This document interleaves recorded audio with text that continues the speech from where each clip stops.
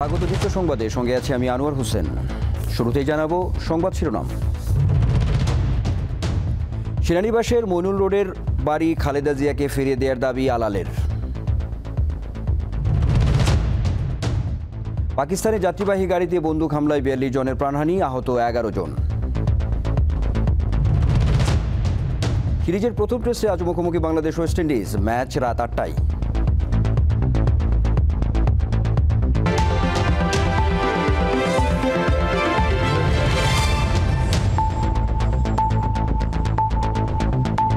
দেখছিলেন শিরোনাম, এবার বিস্তারিত।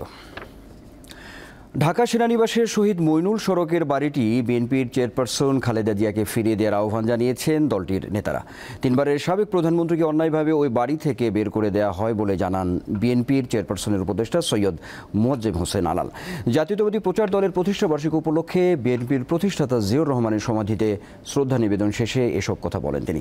শেখ হাসিনা ক্ষমতায় থাকাকালে ২০১০ সালের ১৪ নভেম্বর খালেদা জিয়াকে ওই বাড়ি থেকে জোরপূর্বক বের করে দেওয়া হয়। এছাড়াও বিএনপির নেতা কথা বলেন সদ্য গঠিত নির্বাচন কমিশন নিয়েও।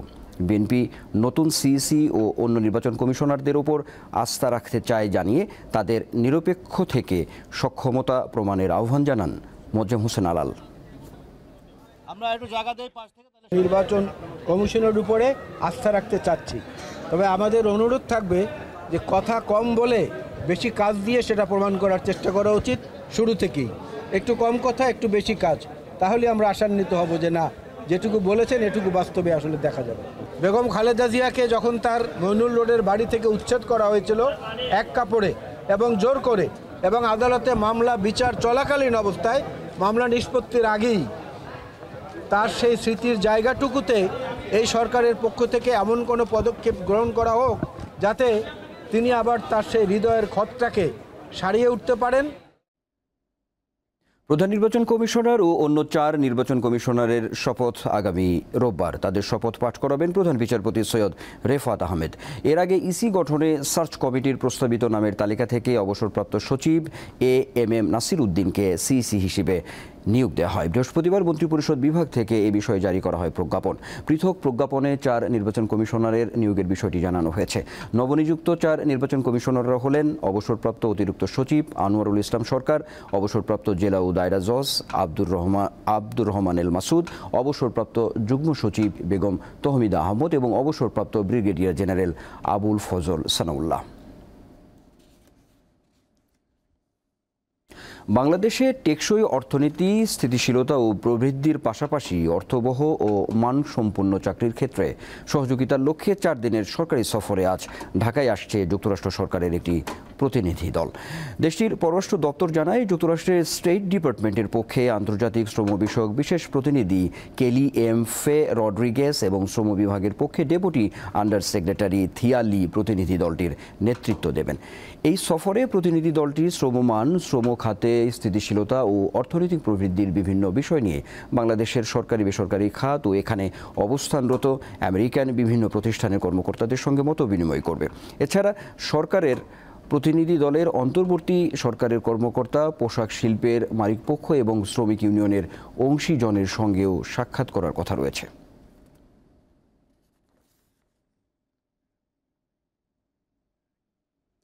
রাজধানীর কাঁচা বাজারে বাড়ছে শীতকালীন সবজির সরবরাহ, তবে দাম কমেনি। আগের মতোই বাড়তি দামে বিক্রি হচ্ছে সবজি। এছাড়া প্রতি কেজি দেশি পেঁয়াজের জন্য গুনতে হচ্ছে ১২০ থেকে ১৩০ টাকা পর্যন্ত। দেশের উত্তরাঞ্চলে পাওয়া যাচ্ছে শীতের আমেজ। ঢাকাতেও কিছুটা নেমেছে তাপমাত্রার পারদ। কমেনি শুধু ক্রেতার ভোগান্তি আর বাজার খরচ।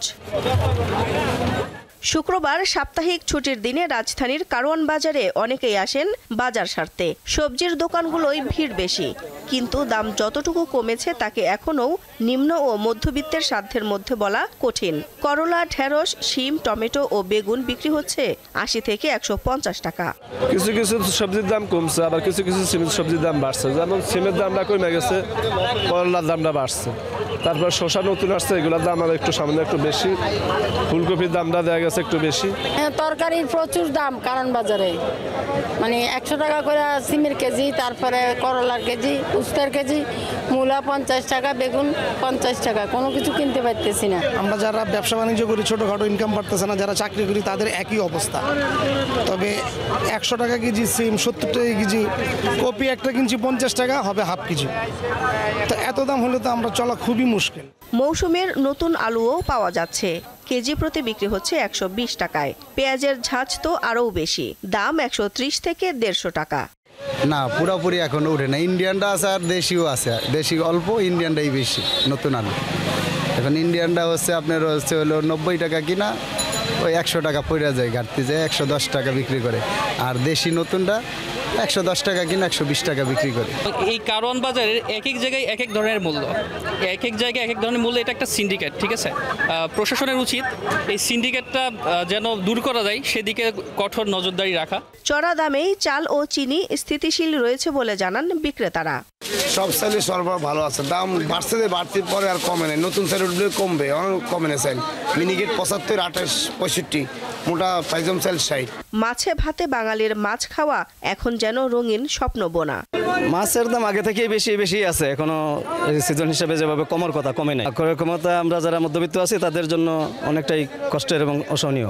কারওয়ান বাজারে খাসি 1100 ও গরুর মাংস 750 টাকায় বিক্রি হচ্ছে। দিলশা দানি, দীপ্ত সংবাদ, ঢাকা।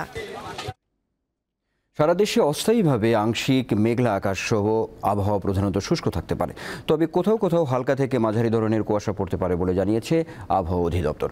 বৃহস্পতিবার সন্ধ্যা 6টা থেকে পরবর্তী 72 ঘন্টার পূর্বাভাসে এসব তথ্য জানানো হয়। দেশের সর্বোত্তরের জেলা পঞ্চগড়ে সন্ধ্যার পর থেকে শুরু হয় ঠান্ডা বাতাস ও ঘন কুয়াশা। জেলায় সকাল 6টায় সর্বনিম্ন তাপমাত্রা রেকর্ড করা হয় 14.3 ডিগ্রি সেলসিয়াস। উত্তরের আরেক জেলা দিনাজপুরেও বেড়েছে শীতের তীব্রতা। সকাল 6টায় দিনাজপুরে সর্বনিম্ন তাপমাত্রা রেকর্ড করা হয় 16.6 ডিগ্রি সেলসিয়াস। একই অবস্থা কুড়িগ্রামেও। সন্ধ্যার পর থেকে সকাল পর্যন্ত কুয়াশায় ঢাকা থাকছে প্রকৃতি। জেলায় সকালে সর্বনিম্ন তাপমাত্রা রেকর্ড করা হয় 16.5 ডিগ্রি সেলসিয়াস। আন্তর্জাতিক প্রসঙ্গ। পাকিস্তানের খাইবার পাখতুনখাওয়া প্রদেশে বন্দুক হামলার ঘটনায় 42 জন নিহত হয়েছে, আহত হয়েছে 11 জন। বৃহস্পতিবার লোয়ার কুররম অঞ্চলের উচাট এলাকায় বেসামরিক সিয়াদের দুটি গাড়িবহরে হামলায় হতাহতের এই ঘটনা ঘটে। অনেকের অবস্থা গুরুতর হওয়ায় প্রাণহানির সংখ্যা বাড়তে পারে বলে আশঙ্কা করা হচ্ছে। রয়টার্সের প্রতিবেদনে বলা হয়, যাত্রীবাহী একাধিক গাড়ি লক্ষ্য করে এলোপাতাড়ি গুলি চালায় বন্দুকধারীরা। প্রাথমিকভাবে এটিকে সন্ত্রাসী হামলা বলছে স্থানীয় প্রশাসন।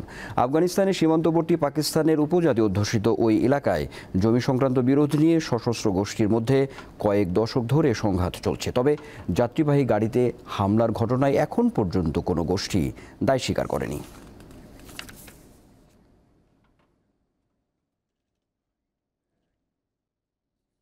এবার খেলার খবর। 2 ম্যাচ সিরিজের প্রথম টেস্টে আজ মুখোমুখি হবে ওয়েস্ট ইন্ডিজ ও বাংলাদেশ। অ্যান্টিগায় খেলা শুরু রাত 8টায়। ক্যারিবীয় মাটিতে টেস্টে প্রথম অভিজ্ঞতা থাকলেও এবার সেখান থেকে সুখস্মৃতি নিয়েই ফিরতে চায় টাইগাররা। টেস্ট ক্রিকেটে বাংলাদেশ বরাবরই একটু ব্যাকফুটে, তবে টি-20-র চেয়ে এই ফরম্যাটে জয়ের অনুপাতটা ভালো। তারপরও ওয়েস্ট ইন্ডিজের মাটিতে প্রথম টেস্ট শুরুর আগে নানা রকম অস্বস্তি টাইগার শিবিরে। এর আগে টানা 2 টেস্ট সিরিজে বাজেভাবে হার। এছাড়া চোটের থাবায় এই সিরিজে থাকছেন না নিয়মিত অধিনায়ক নাজমুল হোসেন শান্ত। অবসরের ঘোষণা দেয়া সাকিব আল হাসানও নেই, তাই মোটেই শান্তি পাচ্ছে না নতুন অধিনায়ক মেহেদী মিরাজের দল। তার উপর প্রথম টেস্টের ভেন্যু অ্যান্টিগা বাংলাদেশের জন্য আরেক দুঃস্বপ্নের নাম। 2018-তে এই মাঠেই মাত্র 43 রানে অল আউট হয়েছিল তারা, যেটি টেস্ট ক্রিকেটে নিজেদের সর্বনিম্ন রান। আরেকটি কারণেও এবারের সিরিজ ভাবাচ্ছে টাইগারদের। 18 বছরের মধ্যে প্রথমবারের মতো এই টেস্টে তারা খেলতে নামবে পঞ্চপাণ্ডবের কাউকে ছাড়াই। এর আগে বাকিরা টেস্ট ক্রিকেট ছাড়লেও মুশফিক ছিলেন। এবার চোটের কারণে এই সিরিজে থাকছেন না মুশফিকও। অন্যদিকে আগের কয়েকটি সিরিজের মতো এবারও বাংলাদেশকে পেস আক্রমণেই কাবু করার কথা ভাবছে ওয়েস্ট ইন্ডিজ। জায়ডেন সিলস আর শামার জোসেফের সাথে দলে ফিরেছেন আলজারি জোসেফও, আর অভিজ্ঞ কেমার রোচ তো থাকছেনই। তবে এবারের দলটিতে ব্যাটিংকেই মূল শক্তি হিসেবে দেখছেন স্বাগতিকরা। দুই দলের 20 বারের মুখোমুখি লড়াইয়ে মাত্র 4 বার জিতেছে বাংলাদেশ, বাকি 14 বার জয় পেয়েছে ওয়েস্ট ইন্ডিজ। তাই পরিসংখ্যানেও পাল্লা ভারী স্বাগতিকদেরই। তবে বৃষ্টির একটা শঙ্কা থাকছে প্রথম দিন, সেক্ষেত্রে হিসেব নিকেশে কিছু গোলমালও বেঁধে যেতে পারে। তৌসিয়া ইসলাম, দীপ্ত স্পোর্টস। শেষ হল দীপ্ত সংবাদ, তবে যাবার আগে জানিয়ে দেব আরও একবার সংবাদ শিরোনাম। সেনানিবাসের মইনুল রোডের বাড়ি খালেদা জিয়াকে ফিরিয়ে দেওয়ার দাবি আলালের। পাকিস্তানি যাত্রীবাহী গাড়িতে বন্দুক হামলায় 42 জনের প্রাণহানি, আহত 11 জন। সিরিজের প্রথম টেস্টে আজ মুখোমুখি বাংলাদেশ ওয়েস্ট ইন্ডিজ, ম্যাচ রাত 8টায়।